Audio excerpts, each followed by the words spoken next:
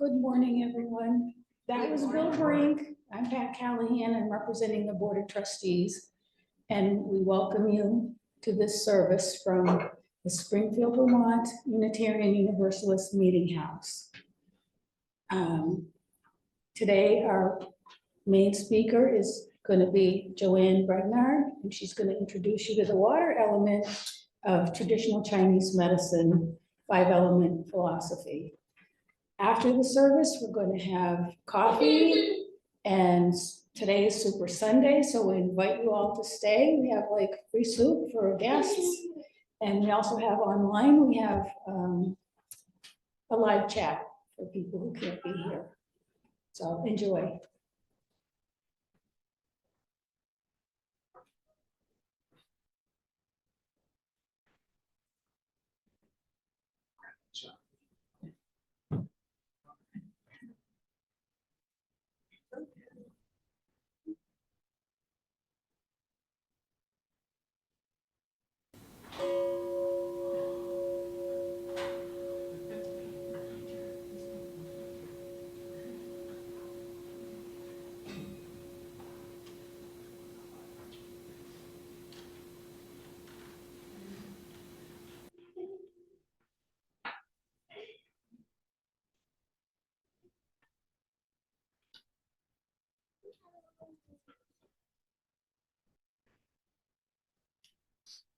This is a reading from the esteemed Book of Meditations and Blessings.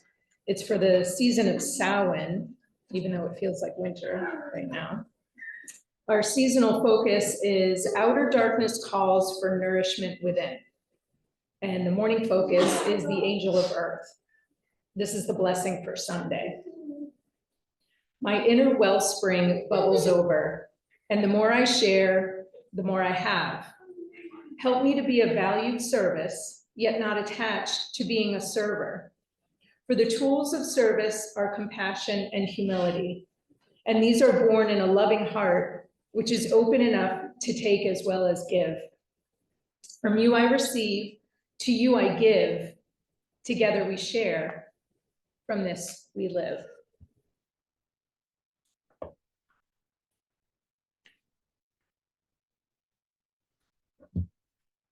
And today's opening words from Deng Ming Dao for this season of water.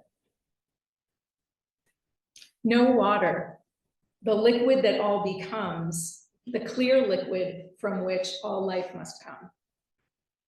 No water, the waterfall drops 1,000 feet and is not hurt. The rain scatters from lofty black clouds and gathers as a lake. Winter turns water to ice. The sun turns water into clouds. Yet no matter how the outer world works on water, water is still true to itself. Water does not hesitate to go where humans are afraid to go. Water does not disdain any opening. It seeks the lowest point and runs there without effort. No matter how jagged the cavity it fills, the top is always smooth, sleek enough to mirror heaven. Leave water alone and it calms. Impurities fall to the bottom and the inherent clarity of water becomes manifest. The silt never truly sullied the water. It was water that diluted the filthy, not the filthy that oversaturated the water.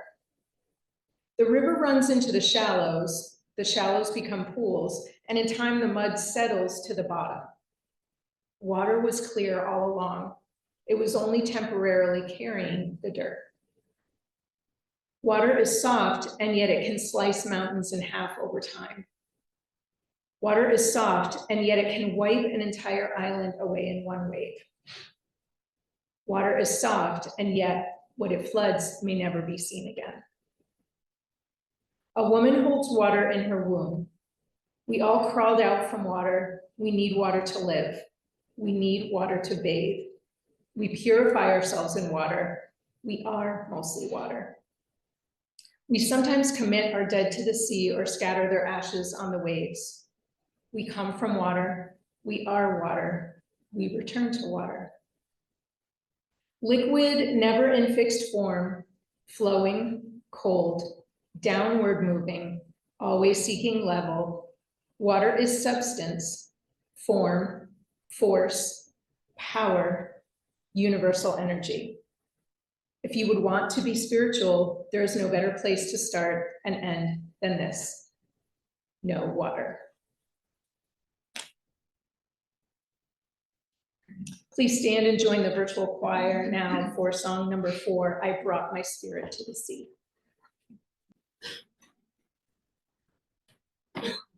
I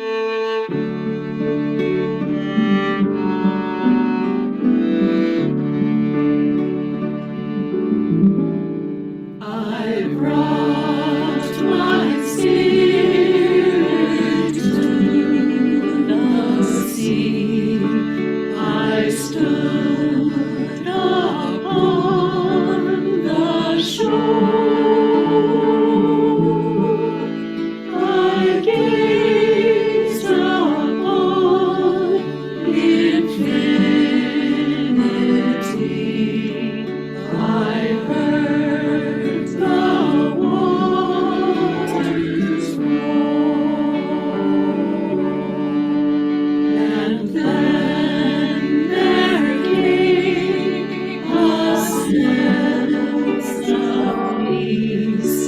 Some whisper calmed my soul. Some ancient ministry of stars and made my spirit warm. I brought my spirit to the trees that loomed against the sky. I touched each wandering careless breeze to know if God was nigh. And then I felt an inner flame that fiercely burned my tears. Alight I rose from bending to meet the asking years.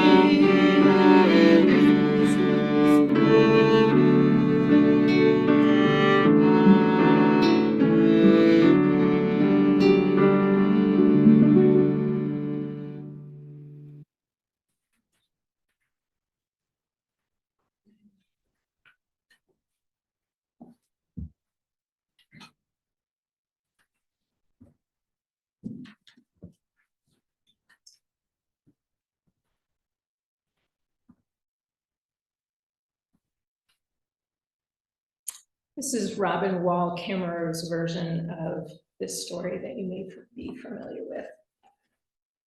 It's adapted, when we get to the story, it's adapted from oral tradition and Shenandoah and George. In winter, when the green earth lies resting beneath a blanket of snow, this is the time for storytelling.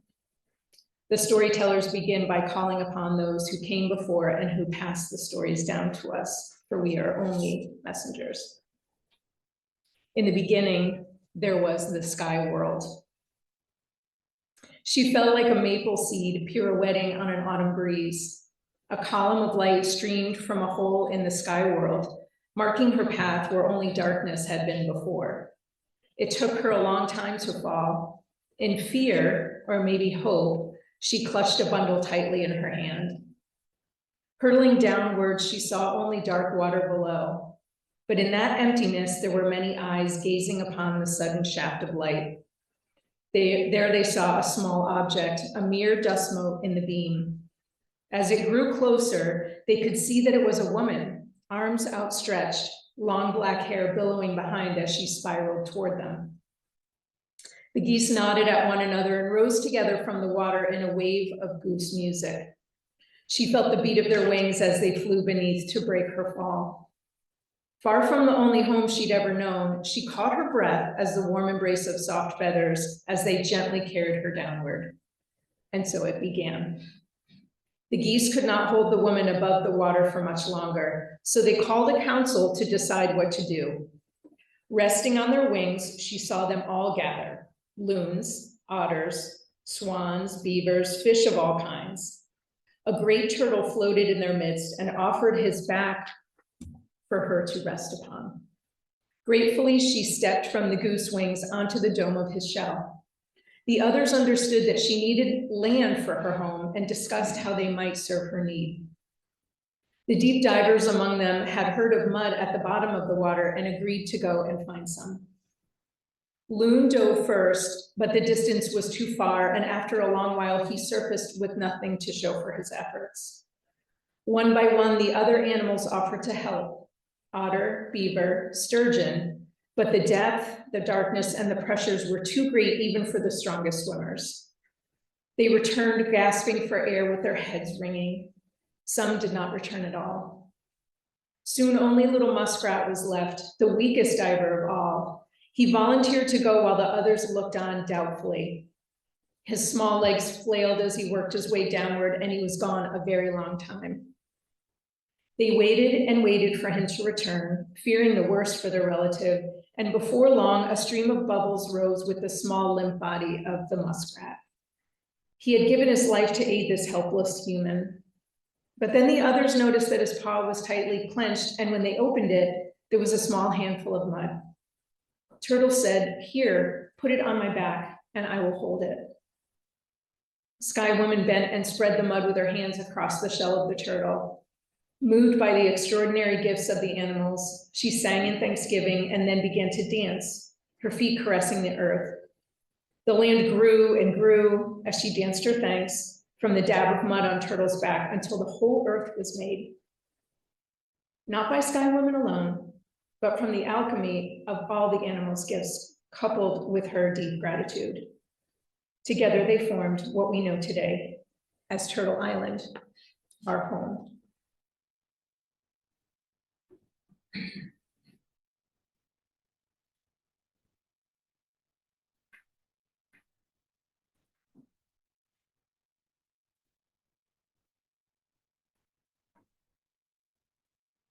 I invite you to say with me our affirmation. You'll find the words on the back of your program. Why are we here?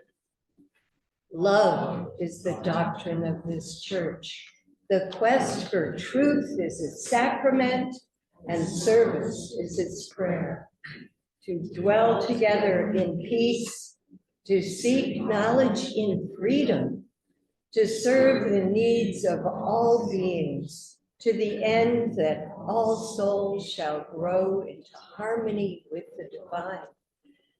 Thus do we covenant with each other and with the source of our being. I just want to say I feel such resonance between the story you just told, Jo, of the animals cooperating, working together in harmony. Whew. So now is the time for the offering, for the ongoing work of this meeting house. And we also collect food for the family center. And we get to listen to Bill again.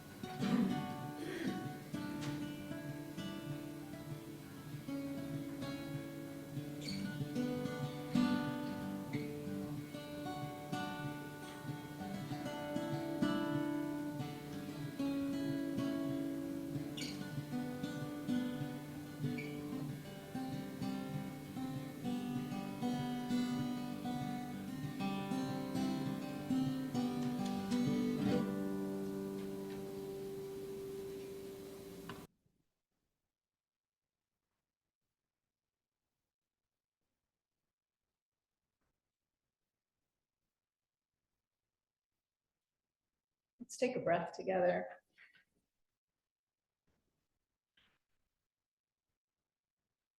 Go ahead and settle into your seat. Notice your connection to the earth beneath you, whether that's a chair, couch, or you're actually sitting on the earth.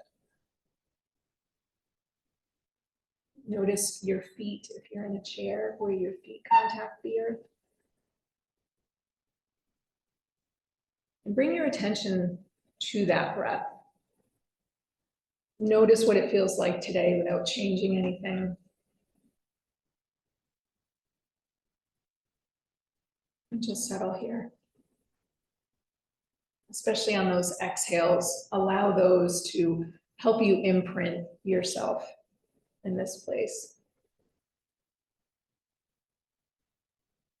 Start to draw your attention to each of your hands, wherever they might be. And if you'd like to follow along, with each hand, bring the thumb tip to the tip of the littlest finger on each hand. And then allow the other fingers to just relax comfortably. So you don't need to straighten them out uncomfortably, but just let this be relaxed in each of your hands. You might like to relax the backs of your hands on your lap somewhere. Let your shoulders settle. If it helps for you to allow the shades of your eyes to lower down so you can really tune into these places, you can go ahead and do that, or you can sort of gaze in an unfocused way ahead of you. Maybe you really start to notice that breath getting longer, especially the exhales. Start to picture the watery qualities that may be within you. Your own lakes and rivers, your own personal sea that you have. And see if you can connect those to something similar outside of you. A river or sea nearby, a place that you're familiar with. Notice how these things really are pretty similar.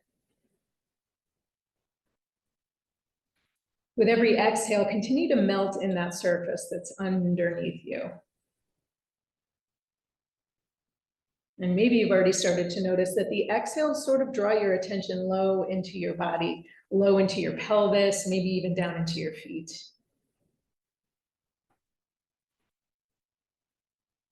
Inhale here, and then send an exhale internally to help bathe your eliminatory and reproductive organ systems, those watery qualities of yourself, right in your pelvis, and the seat of your own personal water qualities. Inhale again here, and then exhale to bathe these organ systems with healthy energy so that they operate smoothly and comfortably. And take a breath now to sense your lymphatic system as a system that supports you without any blockages or interruptions, letting your body's organs function just the way they're supposed to.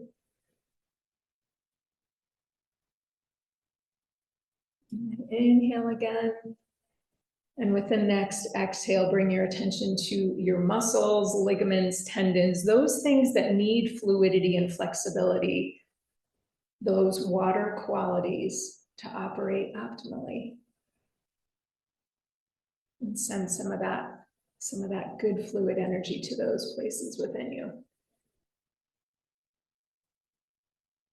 As the inside of your body is infused with this sense of fluidity, allow yourself also to experience this sort of ease externally as well, as you move through your day and you work with other people.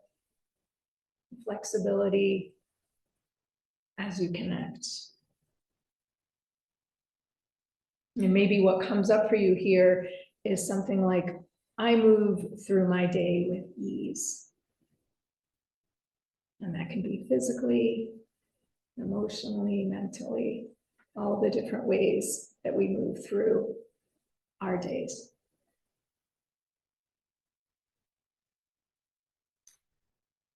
When it feels right for you, you can release that shape in your hands, maybe stretching out your fingers, again, getting in some of that fluidity and mobility and motion through the tendons in your hands. Circle wrists, maybe even circle shoulders. Notice, again, backing out here, noticing your feet, noticing your pelvis. And gently blink your eyes open if the shades of your eyes lowered. Come back to your space, maybe swivel your head around to take in what's around you, the people that might be around you. And bring with you that sense of ease that you created both within you and external to yourself through this little meditation. Are you starting to connect with the water element? Please, Julian does such a great job with those slides. I think this is the fourth element we've been talking about through the year. And we're finally right on schedule to be talking about the element right at the beginning of the time of year that it's associated with. So happy to be with you in early December to be talking about the water element. To review again, the yin yang symbol, you may be familiar with it. It's here in the sanctuary, but you may see it elsewhere. This symbol and idea of these balancing or harmonizing qualities you might be familiar with from traditional Chinese medicine. It's actually similar idea in many cultures, but predominantly in traditional Chinese medicine.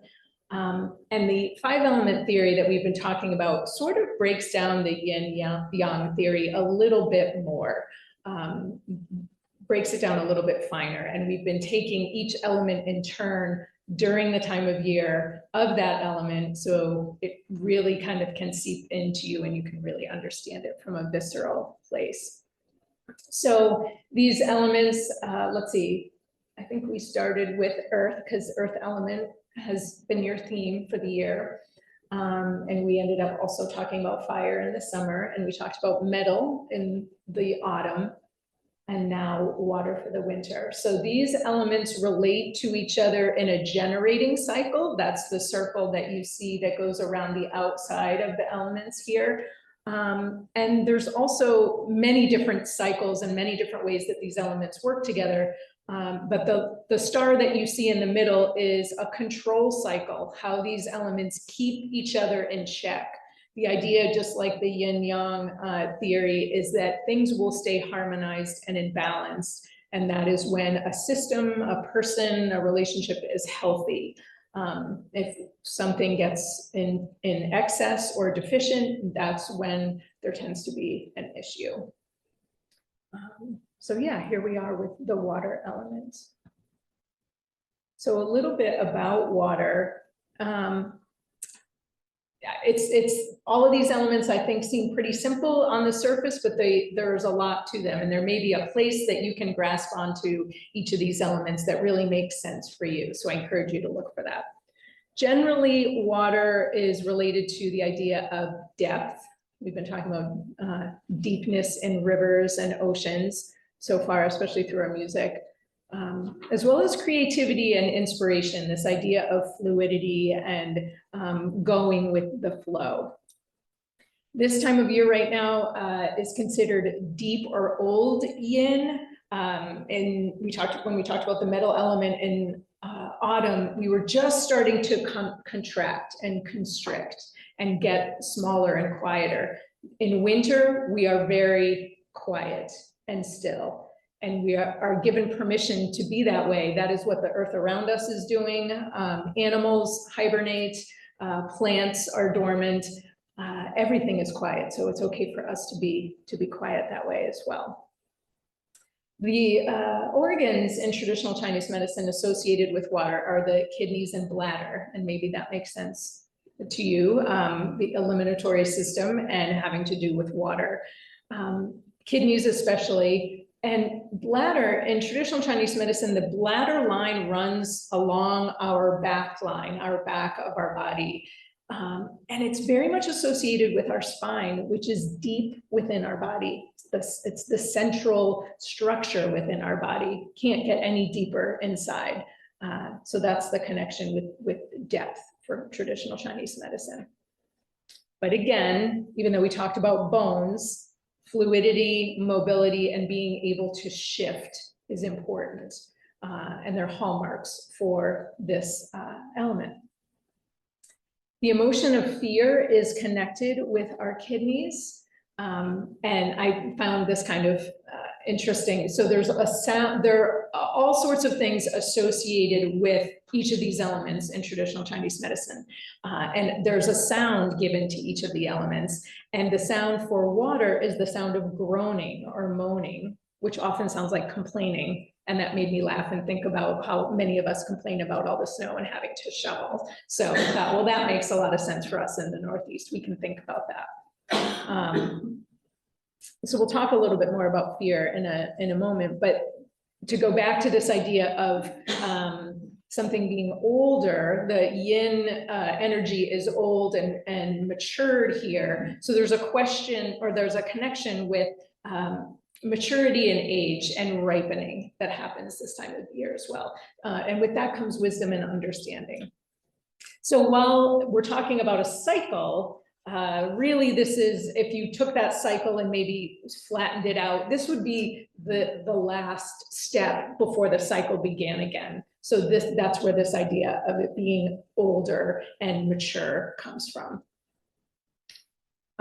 The other interesting thing about that is that in traditional Chinese medicine, our qi, the qi that we get from, or life force or energy that we get from our parents, it's not an endless reservoir, and we use that up as our life goes on, but it can sort of be slowed down or bolstered a little bit with healthy living and living in balance. So that's where some of that comes from as well. So here's this chart that we've been using every season, which is helpful because we can get a little organized about looking at these elements. The shape associated with water is one of a curve. So you might think about like a curl of a wave. I have a feeling you'd get this answer right. What material are we talking about? Rivers, streams, oceans, tears would be something that's that has a watery quality. But also salty water, and the moon, because the moon has such a connection with the waters on our planet. The direction for this element is that of north, tends to be colder, tends to not be like any of the other directions in terms of its qualities. It has this this idea of age and understanding and sort of like the end of something. That's where the idea of north comes. Season is winter, climate is cold. I'm sure all of that makes sense. As I mentioned, old yin, it's just right before things start to turn around. I know we in the Northeast have a hard time thinking about that as winter sets in for us, but it really is the beginning of a cycle. And the energy, whereas in autumn, it was much about constricting and contracting, we get permission to just hang out here and conserve. Thinking about hibernating animals or plants, that they just kind of go into a place of waiting for when it's time to start again.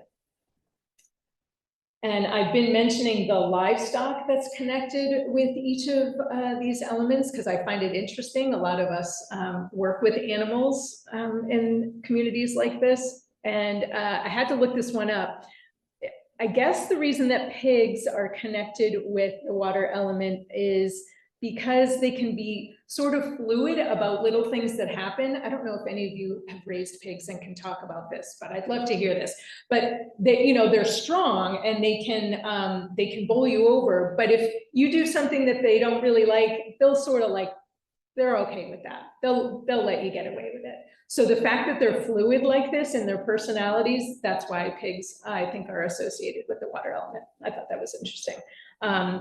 There's also, as an aside, something called running piglet chi, which is sort of like what we would call a panic attack in our Western society, but it's the idea of that pig energy or that water energy sort of getting out of control within us. So Google, you get going, right? And you find all kinds of interesting things. So that was pretty cool. And then just a reminder, bones, again, deep in our body, connected, that's the body part connected with water, but also our ears, which sort of doesn't make sense, but in traditional Chinese medicine, the ears have the same shape as the kidneys, and that's the connection there. And we'll talk a little bit more about ears in a moment. And of course, your eliminatory system as well. So a few other qualities of water, willpower and stamina. As I mentioned, in lower amounts, water would be associated, the element of water would be associated with fear. And when your water element is strong, you have willpower, stamina, and the desire to move forward. Remember, we talked about the backbone or the spine. It means you have a backbone and that you can stand on your feet and stand up for yourself and what you believe in. And it also allows you, through these bones, to step forward into life, to step forward with what you might be wanting to do, to bring out into the world.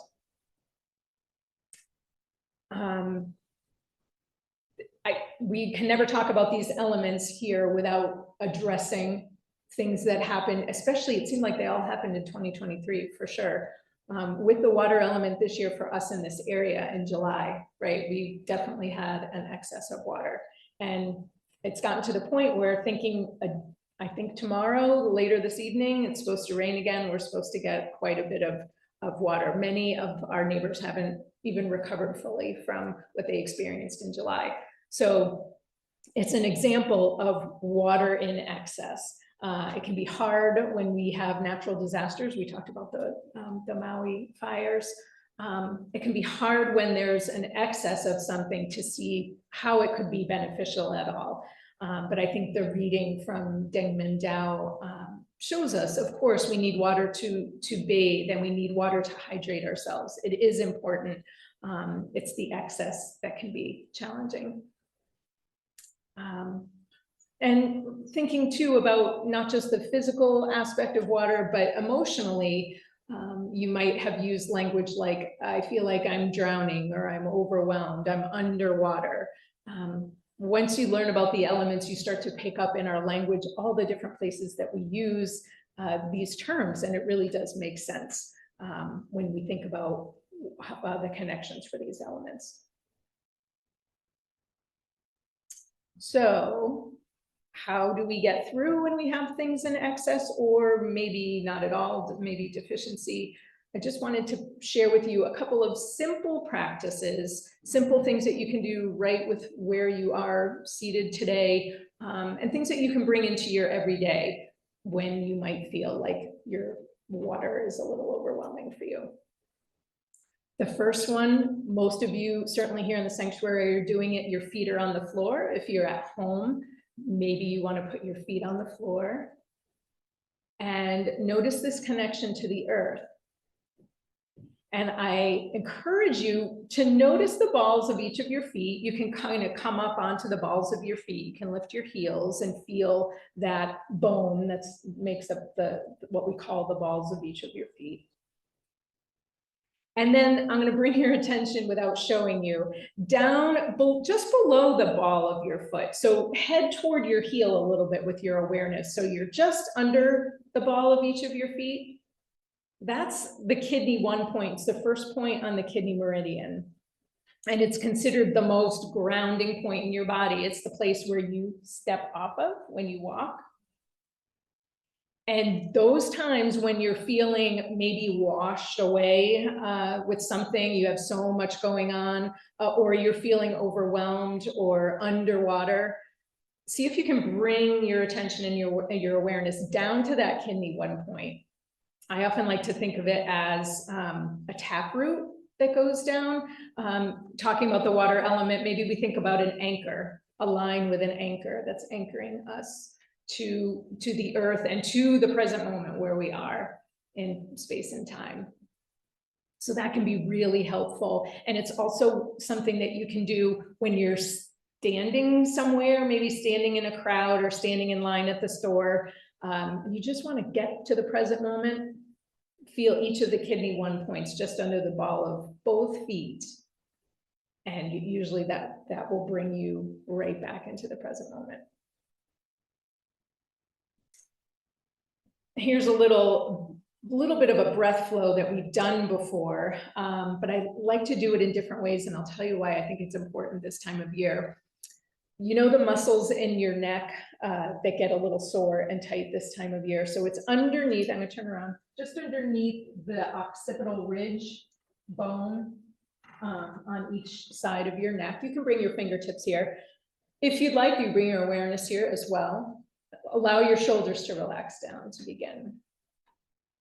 Sometimes while you're there, you might like to give little circles of a massage there. That is never a bad thing. But with your hands here, I'm looking around to make sure nobody's gonna knock into anybody when they do this here in the sanctuary. On an inhale, allow your elbows to come away from each other, your heart to shine forward. Maybe your gaze lifts up. And then on your exhale, draw your belly in toward your spine and bring your elbows together. So curling up a little bit. So inhale, open out. I don't think anyone's going to bop anybody with the elbows. You watch each other in the back row there. And then exhale, round out. So the reason this is important, we talked a little bit about, I think we maybe did this when we talked about the metal element. Moving and opening this lung space, so important this time of year to help boost our immunity, but also stay healthy during cold and flu season. And the reason I like a movement like this, in addition to the fact that you have your fingers on some important points for your spine and your neck, which can get stiff, are that we tend to round like this once we put a big winter coat on, and we spend a lot of time stiff and like this because it gets cold out. So this helps us open the front part of our body and it helps us balance it with the back part of our body, which gets a lot more attention. I'm going to stop for a moment. So think about when you put a coat on and you curl up and how stiff your back gets. So this can kind of help counteract some of that. Really gentle and small, and of course, if you want to make it bigger and broader and that feels better to you, you can do that as well. And then finally, just a couple of simple acupoint massages.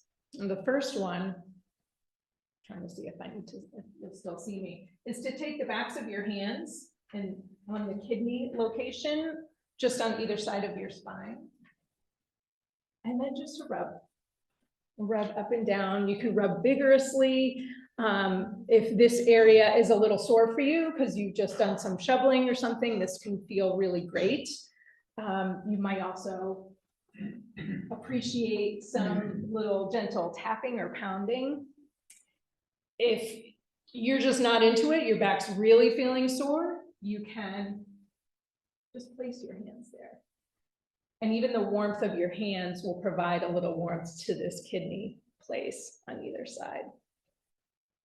And it's nice sometimes to put a blanket or a heating pad right here. The kidneys really appreciate that this time of year. So if you can't get to your back, maybe you're riding a bus or a plane or something like that, or it's just a little awkward for you, you can massage your ears because your ears have that connection to your kidneys. So it's nice to go all around the outside edges of your ears, as well as the lobes. I think the lobes are the most available to us, but all the way up and around. And you can kind of get a sense of how much pressure you can use here. Surprisingly, you don't want to pull your ears off your head, but surprisingly, you can use a little bit of pressure here, up and down in different directions.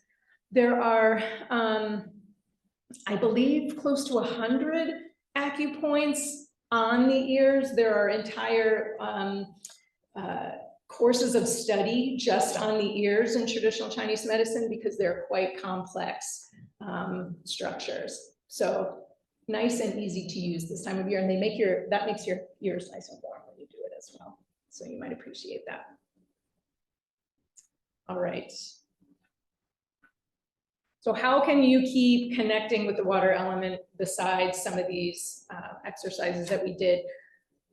Breathing always will help every organ system and every element.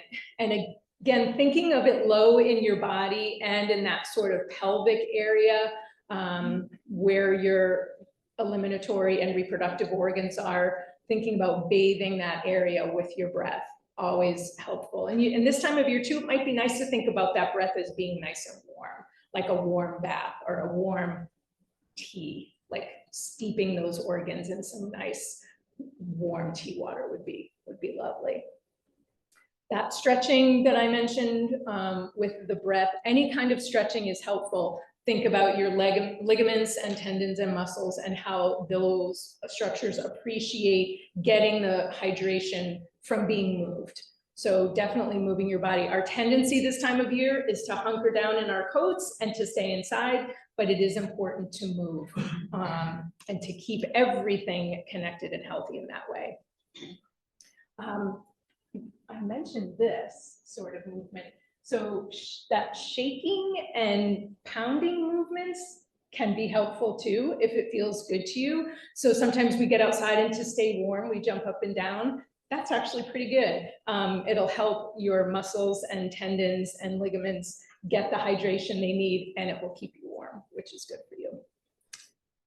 And then just your reminder, your PSA, to keep your back healthy as we start the winter season, and to ask for help if you need it when shoveling. I feel like the snow has definitely gotten wetter now, and we still feel that we can take these big scoops of snow. And I know the little that I shovel that I can't take the same size scoops that I used to. I'm also older, but it's just wetter.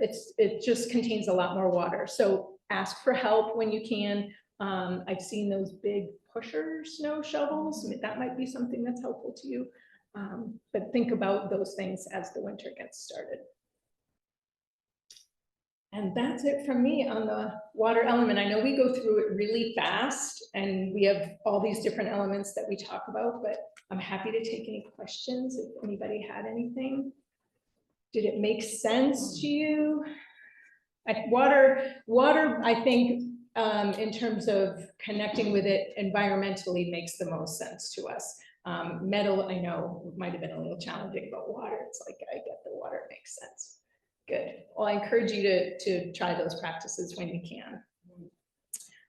Let's see. Let's stand and we can join the virtual choir in song number 28, View the Starry Realm.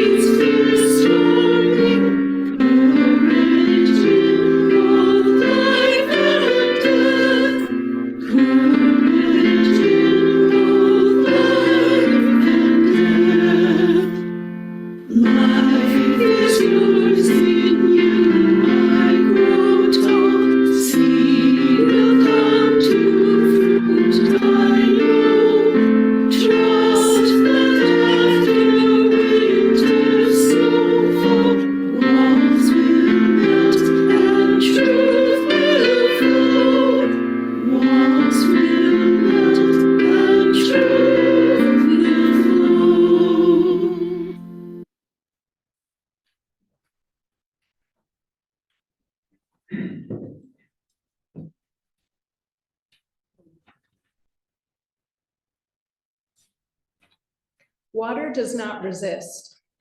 Water flows. When you plunge your hand into it, all you feel is a caress. Water is not a solid wall. It will not stop you. But water always goes where it wants to go, and nothing in the end can stand against it. Water is patient. Dripping water wears away a stone. Remember that, my child. Remember, you are half water. If you can't go through an obstacle, go around it. Water does.